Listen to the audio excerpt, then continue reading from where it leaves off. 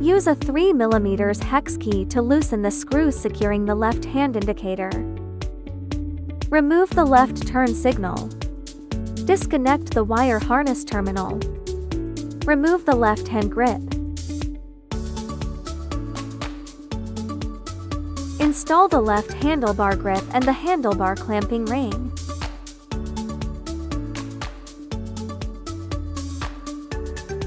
Connect the terminal of the left turn signal. Fold the wire harness as shown in the video and tuck it into the handlebar crossbar. Install the left turn signal.